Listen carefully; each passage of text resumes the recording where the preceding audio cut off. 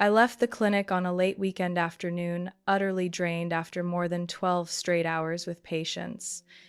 My steps were heavy. All I wanted was to go home, drop my bag, and melt into the familiar arms of my husband. Our small house in the Nashville suburbs had always been my refuge, the one place I believed peace was certain. But that day, the very moment I opened the door, that peace shattered. The sound of my medical bag slipping from my numb fingers and hitting the hardwood echoed through the living room, yet no one turned. In front of me, Ethan, my husband, was sprawled out on the cream sofa we had so carefully picked for our fourth wedding anniversary. His face was flushed, eyes shut, body trembling in pleasure, and above him, moving in rhythm, was Amber, my own sister. The sight cut through me like a blade. Amber's auburn hair tumbled down her bare shoulders.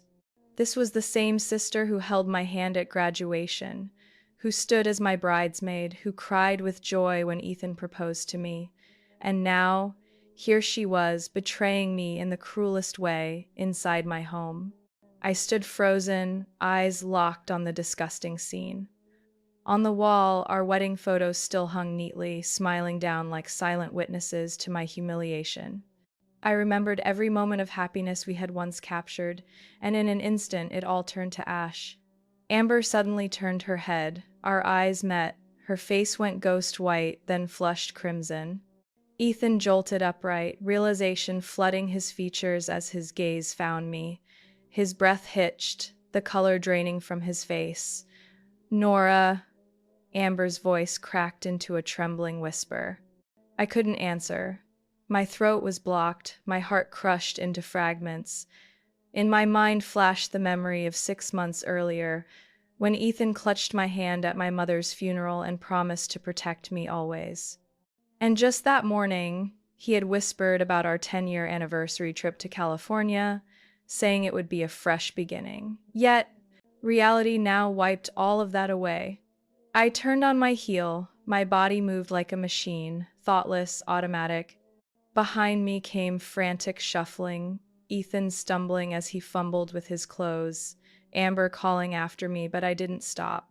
I walked past the rose bushes Ethan had planted for me, past the mailbox painted in cheerful yellow with the words Mr. and Mrs. Carter. Every detail mocked me. Sitting in the car, I realized my hands shook so violently I could barely fit the key into the ignition. My phone buzzed nonstop, Ethan's and Amber's names flashing, but I ignored it. I drove aimlessly, passing the elementary school where children swung on the playground, passing the coffee shop where Ethan had taken me on our very first date 8 years ago. Each place I passed, memories rained down like falling bricks. At last I pulled into the lot by the old lighthouse on the Cumberland River, the place where Ethan had once knelt to propose. Waves crashed against the rocks below, pounding in rhythm with my chest. And then the sobs ripped free, harsh and raw, echoing in the car as if tearing the silence apart. In that moment, I realized Ethan and Amber had stolen more than a husband or a sister. They had taken my trust, my family, the future I had dared to hope for.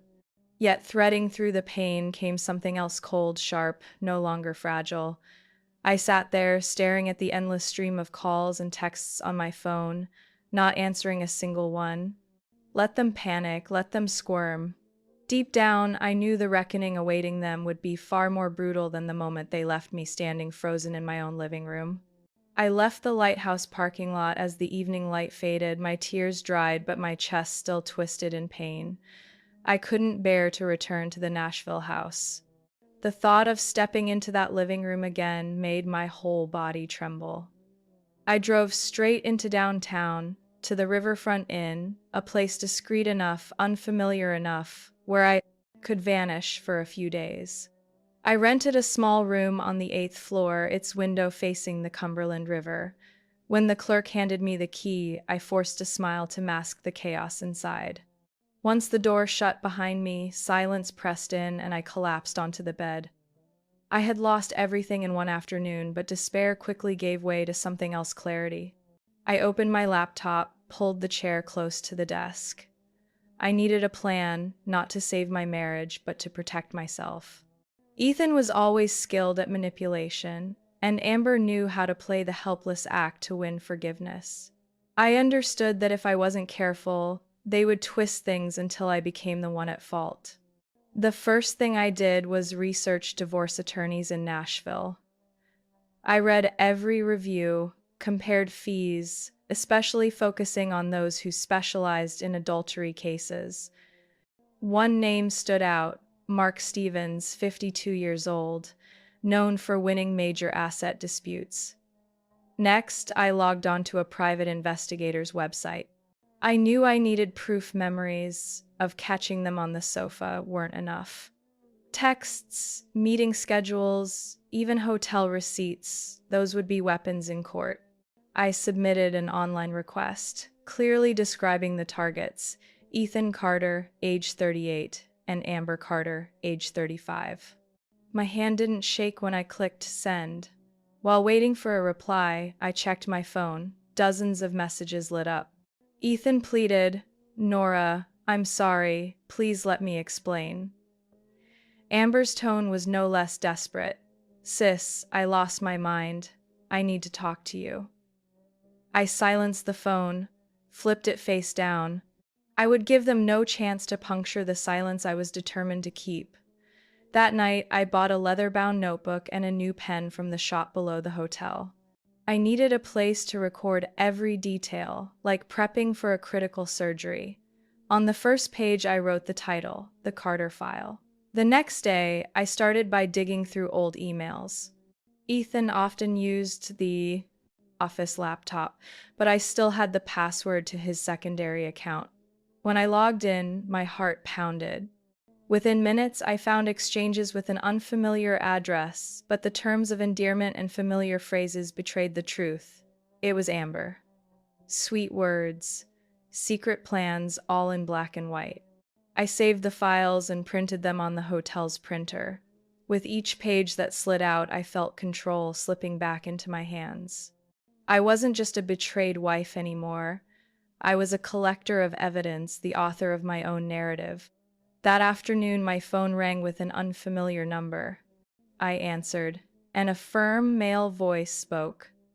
"Mrs. Carter, this is Daniel Brooks from Nashville Investigations. We received your request and would like to discuss details."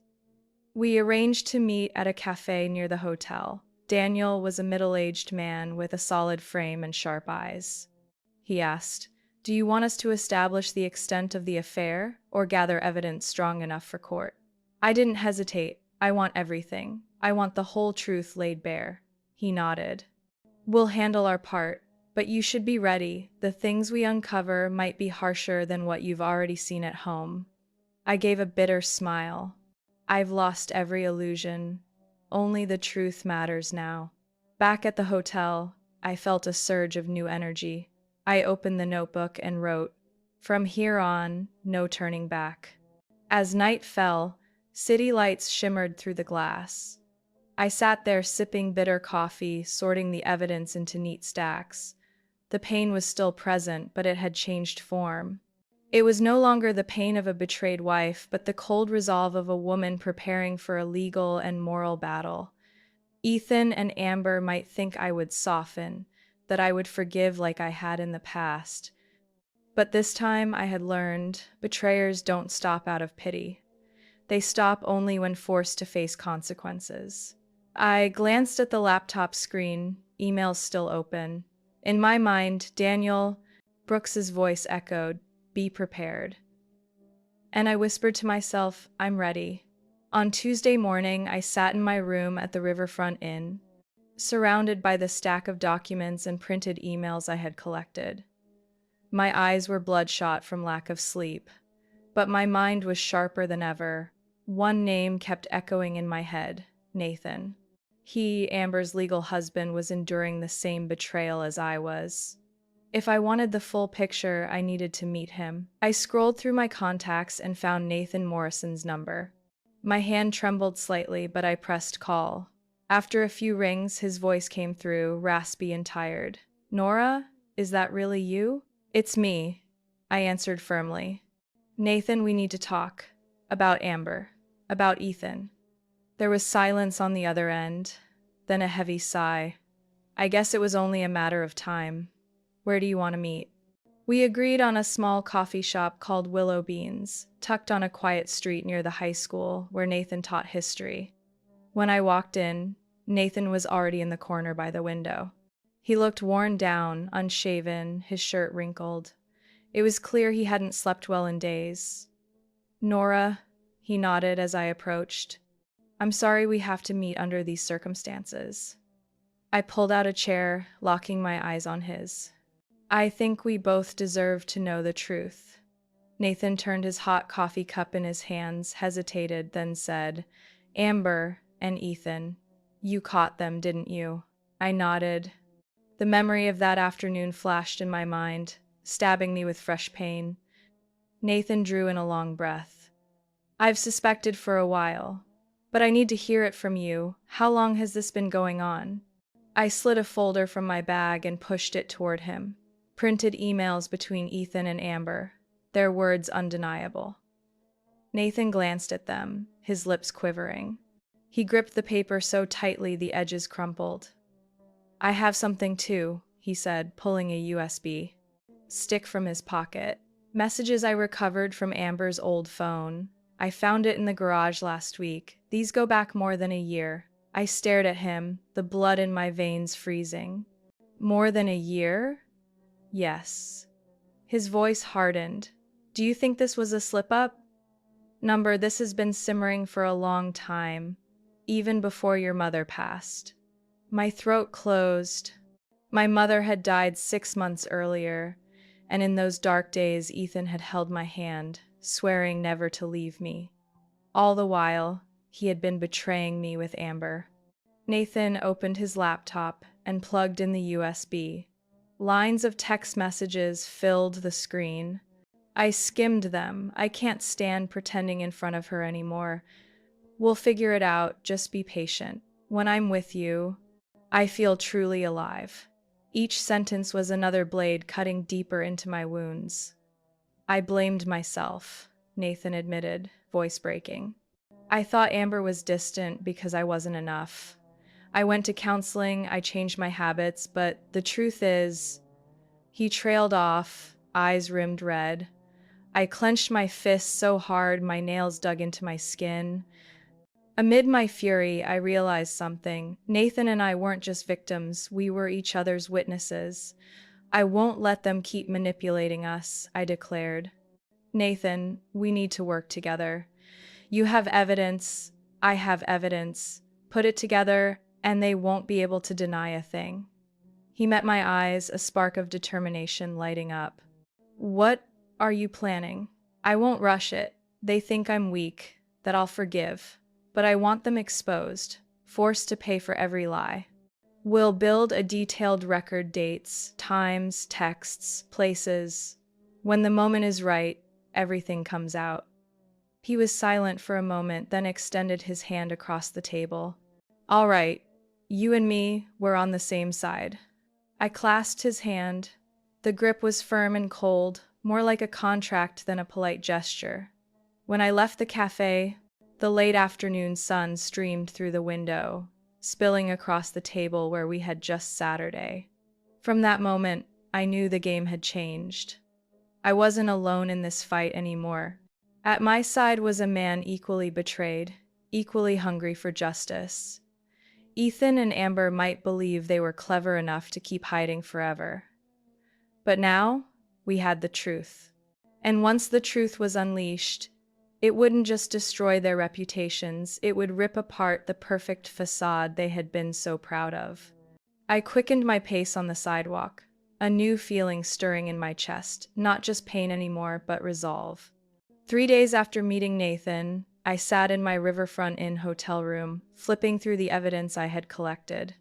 The texts, the emails, the timestamps, all of it proved that Ethan and Amber had carried on both a physical and emotional affair for months.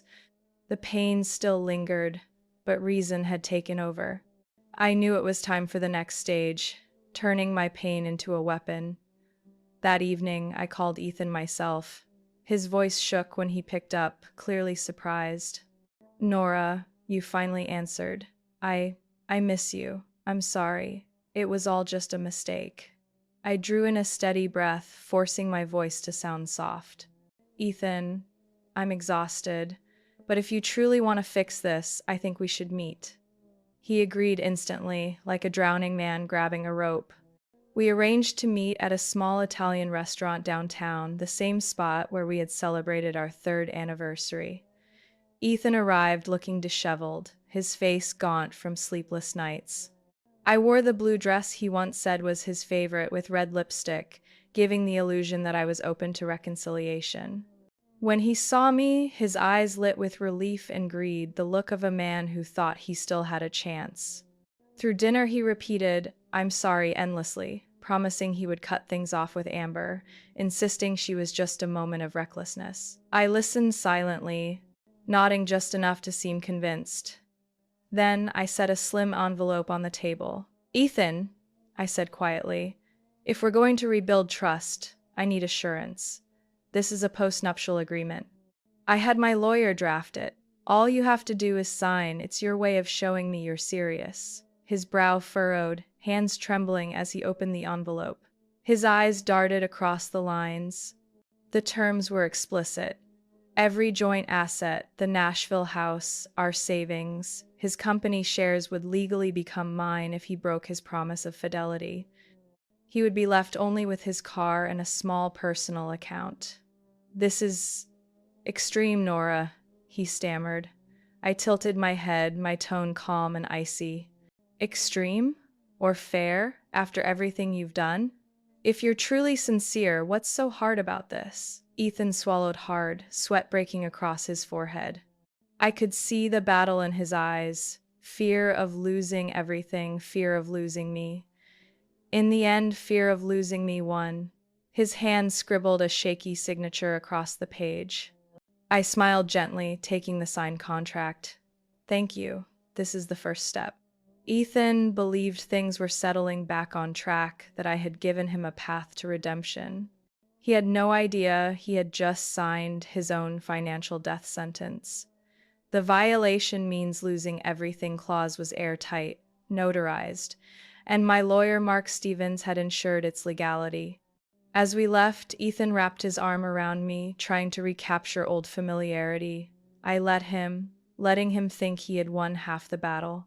Inside, though, I calculated coldly. Now I held both the evidence of his infidelity and a binding contract. That night, back at the hotel, I laid the papers on the desk and called Nathan. He signed, I reported plainly. Nathan was silent for a moment, then let out a bitter laugh. So he walked straight into the noose. "Exactly," I replied. "We won't have to argue in court. All it takes is one more slip, and everything will be mine. And trust me, Ethan doesn't know how to stop." Nathan agreed to keep tracking Amber and Ethan, ready to capture any further proof. I hung up and gazed out the window where Nashville's lights shimmered on the river. What I felt was a strange calm, edged with steel. I was no longer the fragile Nora sobbing behind the wheel at the lighthouse. I was Nora the strategist, moving pieces on the board, step by step cornering the traitors into checkmate. I knew that once Ethan signed the postnuptial, the next step had to be Amber. She wasn't just my sister, she was the linchpin that kept Ethan from letting go. If I didn't get her under control, everything I'd planned could unravel. I needed a face-to-face meeting. I texted Amber in a calm, almost sisterly tone, as though I still cared about family ties. "Amber, we need to talk.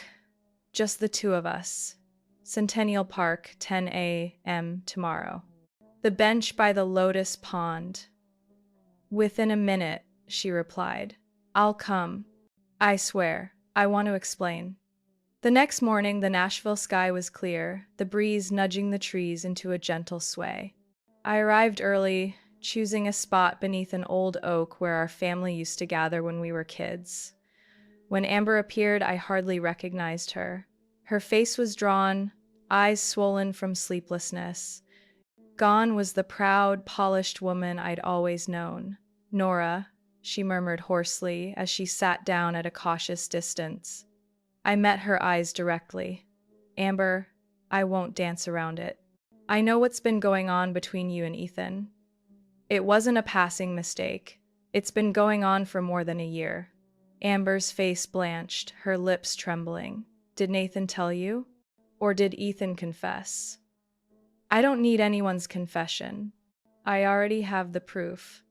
I pulled out printed messages Nathan had given me.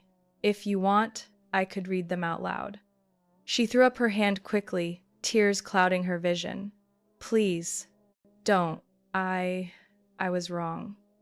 I don't know what I was thinking. I do love Ethan, but I don't want to lose you. I gave a thin smile.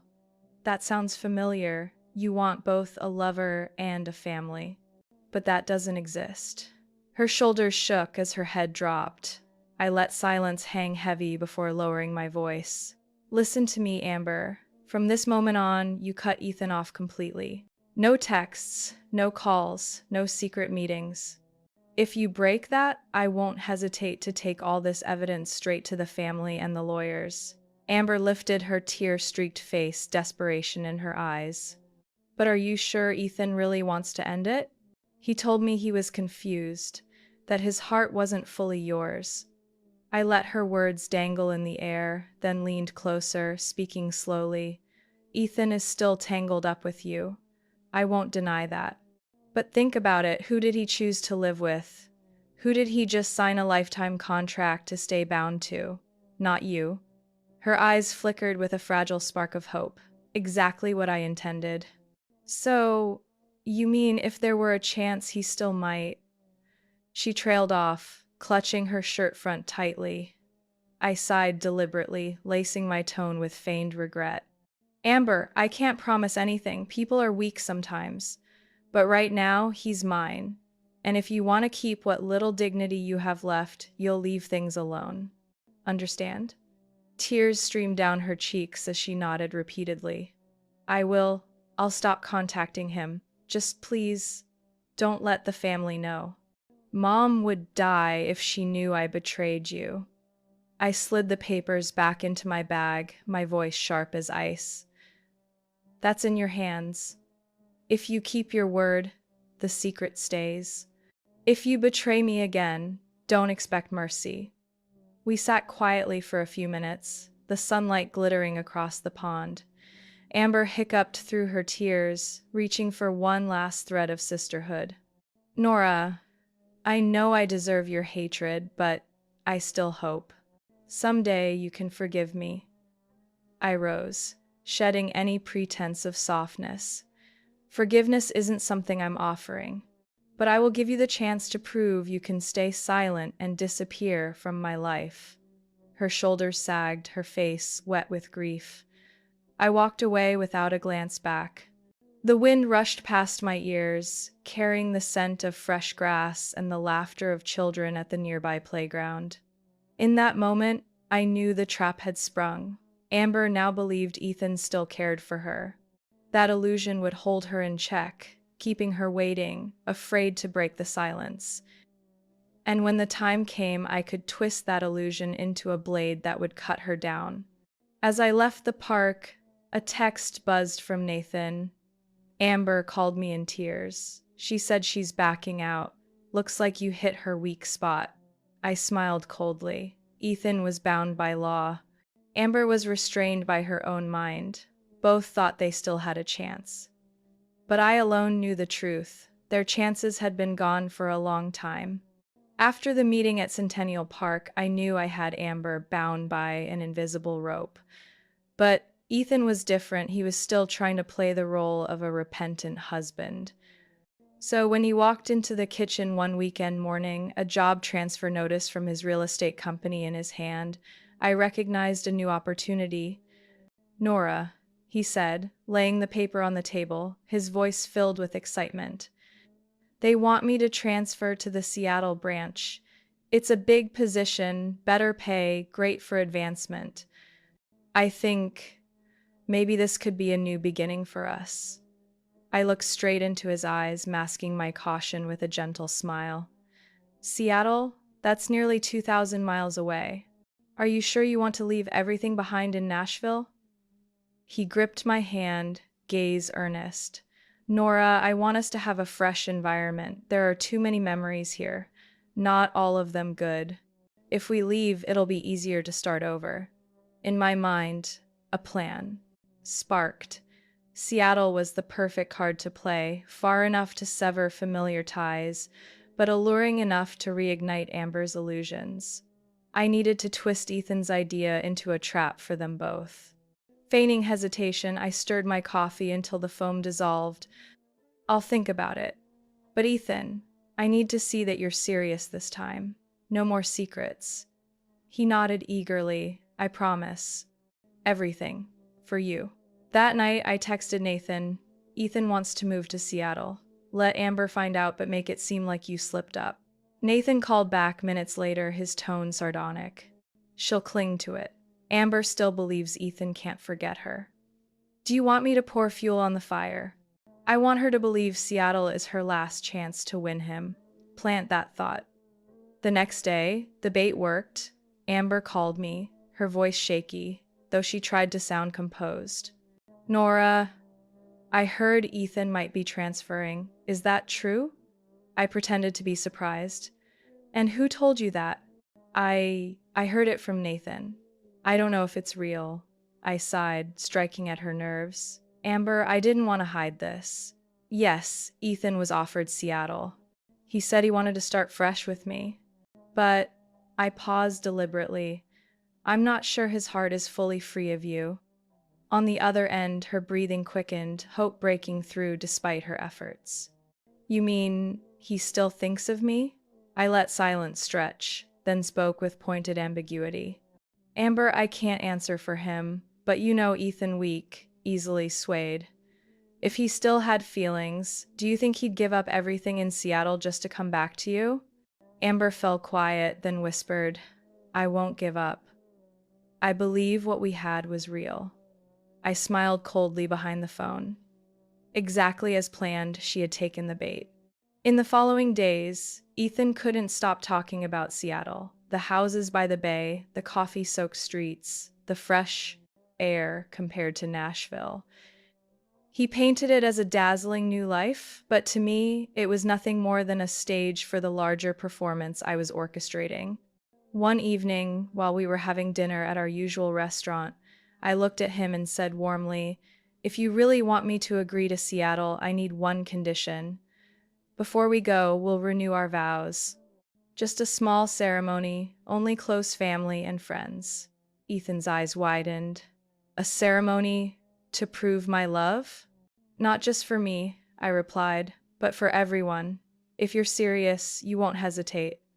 He squeezed my hand, believing I had finally forgiven him. I'll do it. I'll prove to the whole world that I only love you.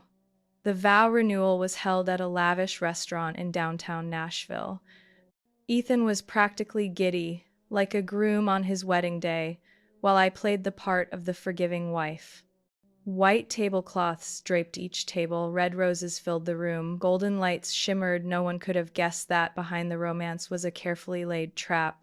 Guests gathered in full, my parents, colleagues from the hospital, close friends, and even Nathan. Most striking of all, Amber appeared in a pale blue dress, her makeup flawless but her unease impossible to hide. I knew she wasn't there to celebrate, she was there to watch, to measure. She was still clinging to her hope that Seattle would be her new beginning with Ethan. Ethan held my hand as we stepped up to the small stage in the center. His voice trembled with emotion. Today, I want to prove to everyone that Nora and I have weathered the storm. I vow to love you for the rest of my life until my final breath. Applause swept the room. I smiled, but inside that smile was ice. When Ethan turned toward me, waiting for my vows, I drew in a deep breath and spoke. Ethan, I said firmly, eyes locked on his. 5 years ago, I believed you were the man I could entrust with my life, but in these past months, I've learned something else. The truth always finds its way out, no matter how hard people try to bury it. The room fell silent. Ethan frowned, forcing a nervous smile. I raised my hand. Nathan immediately stepped forward, connecting his phone to the large screen behind us. Lines of text filled the display, each word enlarged for all to see. Amber, I can't stand watching you with her. Ethan, be patient. Once we're in Seattle, we'll start fresh. Gasps and murmurs erupted. Ethan's face drained of color. Amber froze in place, her hands gripping the chair to steady herself. I turned to the crowd. This is the truth about my marriage. My husband and my sister conspired behind my back, planning to leave their families to be together. While I worked endless shifts at the hospital, they traded secret promises of a life together. Ethan lunged forward. Nora, stop. This isn't the place. Not the place. I cut him off, my tone like steel. This is exactly the place. You wanted everyone to see you as a changed man. Let them see your real face. Nathan switched to photos, hotel emails, restaurant receipts, late-night conversations. Each piece of evidence pierced through Ethan's carefully built facade. Amber burst into tears. Nora, I'm sorry. I never meant for it to go this far. I fixed her with a cold stare. You crossed the line the day you stepped into my home with my husband. Don't feign regret now. My mother buried her face in her hands. My father shook his head in bitter disappointment. Ethan's friends whispered among themselves, some standing to leave. The air thickened, turning the room into a public courtroom. At last, I slipped the wedding ring from my finger and slammed it onto the podium. Ethan, I refuse to live inside a lie. Right here, in front of everyone, I declare this marriage over. My lawyer has the divorce papers ready, and the postnuptial you signed is my guarantee. Everything remains mine. Ethan staggered back, his voice hoarse. Nora, you can't. You're destroying everything. I locked my gaze on him. No, Ethan, you and Amber destroyed it long ago. I'm simply pulling down the curtain for everyone else to see. The room erupted in uproar, voices clashing in disbelief. I stepped down from the stage, my head high. In that moment, I was no longer the betrayed wife. I was the one in control. After that ceremony, everything exploded across the city. News of the scandal spread far beyond our family, especially after a few guests uploaded clips of me exposing the truth. Ethan, once a well-known real estate agent in Nashville who appeared on promotional sites, saw his reputation collapse overnight. Clients canceled contracts, and the company couldn't keep an employee so tainted by a notorious family affair. A week later, Ethan packed his bags and left the house we once shared. According to the post-nuptial, every joint asset, the house, the savings, was mine. He walked away with only an old car and a little cash in a personal account. When he wheeled his suitcase out the door, I stood silently on the porch. He forced a smile, as though he could still sway me. But my eyes were cold, and eventually, he dropped his head and walked away. Amber's fall was different. She faced the full force of judgment. My mother told her plainly she was no longer a daughter. Nathan filed for divorce, submitting the messages he'd given me at the vow renewal as evidence. Amber lost both her husband and her dignity. Old friends turned their backs, co-workers whispered, even neighbors avoided her like she carried a stain. Once, I saw her in the grocery store, standing alone, staring blankly at her cart. She had once carried herself with confidence, certain she could take everything from me. Now, she was only a hollow shadow. As for me, instead of collapsing, I rebuilt. I stripped the house of every trace of Ethan, replacing it with details that reflected only me. The living room was painted a soft, pale blue, with a new, cozy sofa. I filled the rooms with carnations and white daisies, the flowers I loved, not the red roses Ethan had forced me to pretend to like. Each morning, sunlight streamed through the windows, and I finally felt the house was mine alone. Work thrived too. After the story spread, colleagues looked at me not with pity but with respect. They saw a woman who refused to bow to betrayal. One afternoon, the department head called me in. Nora, you've proven resilience and leadership. We need someone like you guiding the team. He offered me the position of associate chief resident. And then came an invitation from a medical school in Seattle, ironic, the very city Ethan once dreamed of starting a new life in with Amber. Only now, the offer came to me, earned by my work, not stolen by lies. I thought long and hard, then accepted. This new beginning would be on my terms. While packing, I found a letter I'd written to myself that first night at the hotel. Nora, remember, even if you lose everything, you still have yourself. Don't ever let betrayal define you. Reading it again blurred my vision, but not from sadness, from knowing I had kept that promise. Nathan came to see me off at the airport. He smiled, looking lighter than when we first joined forces to expose the truth. Amber still thinks she's the victim, he said, but I believe she'll keep paying the price. Though I'm glad you chose your own path.